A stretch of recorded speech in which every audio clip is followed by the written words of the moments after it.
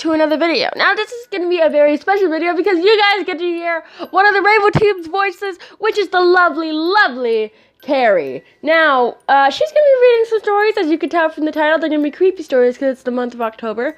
Now, I am going to warn you, she does swear, but since this is kind of like a family-friendly channel, the Cyber Kitty video was not really family-friendly, but you know. I am, of course, going to be bleeping out her swears. I'm sorry, Cari, but family-friendly stuff. So, I really hope you guys enjoy this. This was fun to edit. This was, like, really entertaining to, like, listen to and stuff. So, anyway, I'm going to shut up so then you guys can hear some other voice that isn't mine, because I know you never want to hear my voice. I'll just go now. Okay, bye, guys. So I'm going to start this intro off with, this is like the 5th time I'm trying to do the intro. And I just ruined another intro. Oh my god. Hello people that occupy RCG Gaming. Today I am going to be your host. And this is the first time you're hearing my beautiful ass voice. Sick ass voice. Stuffy nose ass voice. But you all love it, I know you do. I'm a very sexy person. Anyways, today I am Cari, and I'm going to be your host for this beautiful video. And if you can't tell by the title, this is Spooky Stories with Cari 1. I want to do more of these for this month and in the future, just stories in general, but this is Spooky Stories with Cari 1, I think. I don't know what Cassie's gonna name it. Anyways, I'm going to be reading you guys 3 different stories. My choosing, because there's some I can't pronounce and I'm not going to. There's some I don't want to read, and some I just can't read because they're so stupid. Don't mind my swearing. Before we begin, I'd love to say thank you for accepting me and not pushing me out, because I barged in, kicked open the door, and said, I'm here now, guys, accept me. And you guys did, and it was pretty heartwarming. It's also great to see that you guys loved the speed arts and drawings I did. It was great. I had fun doing them, and I'm glad you guys enjoyed them. Anyways, let's begin this stupid ass video so I can end the video off. Let's hope you make it to the end, and if you don't, I totally understand. I'm a crappy story reader. Begin! So, the first story I will be reading off to you guys is The Little Girl Who Wasn't from Lady Sparrow. I lived in a house from hell for 4 years, from age 11 to almost 16. There was constantly something happening, doors flying open and shut, voices and footsteps.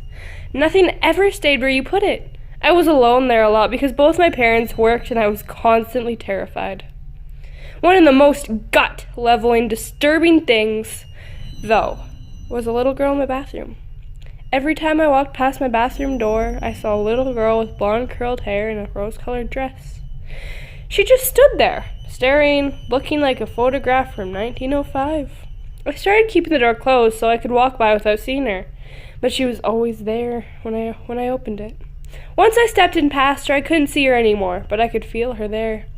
She scared me, but I felt really sorry for her because she was trapped there, just like me, but probably forever. As the years went by and things in the house continued getting worse, she started seeming darker. I started feeling like she really wasn't a little girl. I knew there was something ugly in the house, and I felt like it was representing this sympathetic image to me. Then I started thinking I was completely losing my mind. One day when I was 14, I had a friend come out of town to stay with me for a week. I hadn't told her anything whatsoever about the house because I didn't think she would come if I did. Right after she got there, we were sitting in my room and she left to go use the bathroom. About a minute later, she came back in with a puzzled look on her face and said, so there's a little girl in your bathroom? Yeah, she just hangs out there. Blonde hair? Curls, pink dress, yeah. You know that's not really a little girl, don't you? I almost threw up. I was relieved and terrified, excited, and ready to run out of the house screaming. She wouldn't use my bathroom for the rest of the week, and I started using it as little as possible without pissing off my parents. Eventually, we moved out, and I could not have been happier. I distanced myself from it mentally as much as I could. Then, when I was 18, I took another friend on a road trip to pack up a few things I'd left in the house. The minute we got on the property, my friend seemed uncomfortable. When we came around the bend in a long, steep driveway, he went completely white. I could tell something was wrong, but he insisted he was okay, so we got to work. After a while, he asked to use the bathroom, and I directed him to mine. Not 20 seconds after he left, he came running back in, gasping for breath, and slammed the bedroom door behind him. He started babbling on about a little blonde girl who was a really little girl.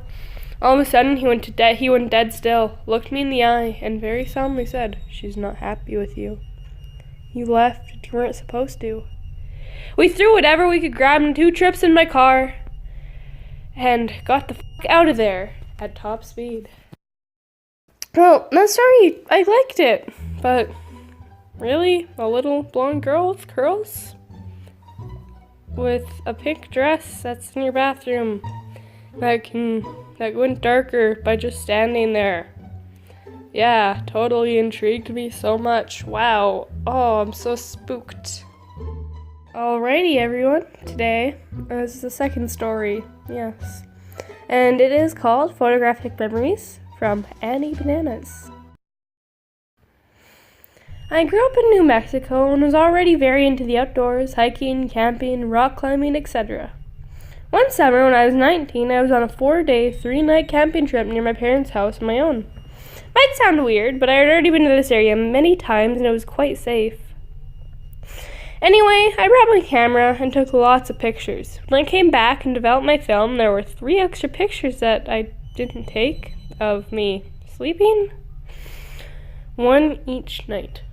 None of the stuff was missing or stolen and nothing happened, but it freaked the hell out of me.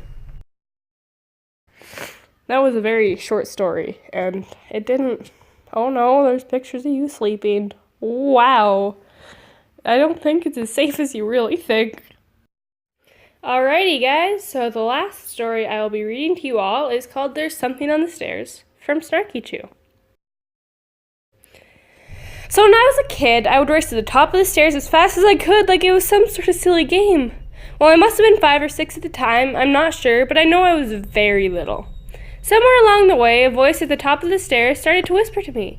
It would make bets with me such as, "I bet you a penny you can't make it to the top of the stairs."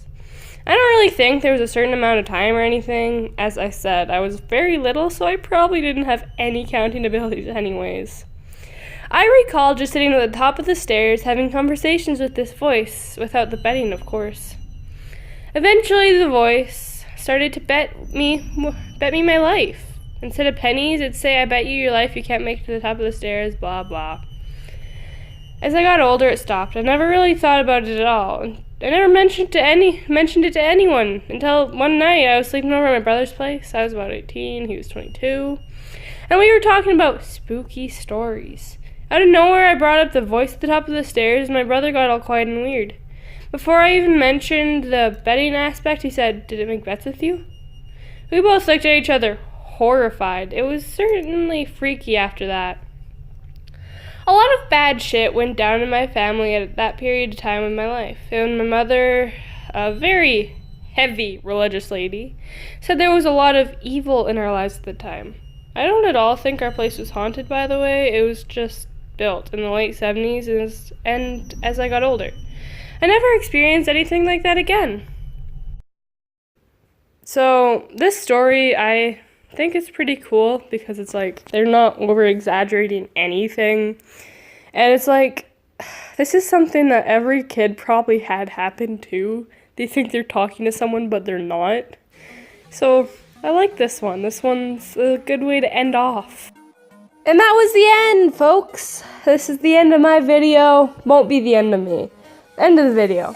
Now, if you have any suggestions of fan fictions, other scary stories, leave links in the comments. Cassie will send me them. I'll read them and make another video for you all. Maybe I can even get Cassie to start reading some with me.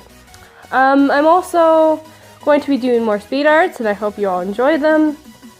And yeah, so leave suggestions in the comments, like, subscribe, and follow me on my Instagram. That's going to be in the description, because Cassie, you should watch this and put my Instagram in the description.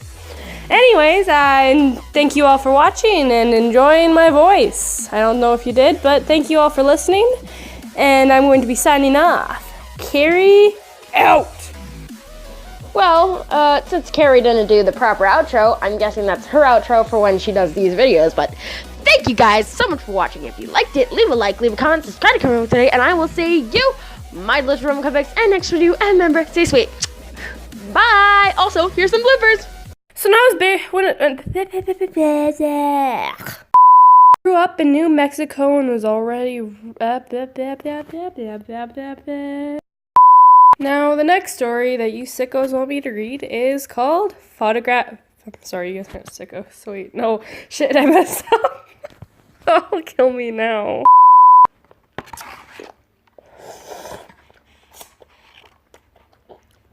Wait, shit, I pressed record. No. So, the next story I'm going to be reading for you all is called Photographic Memories from Annie Banana. The name, just Annie Bananas. Guys, it's Annie Banana.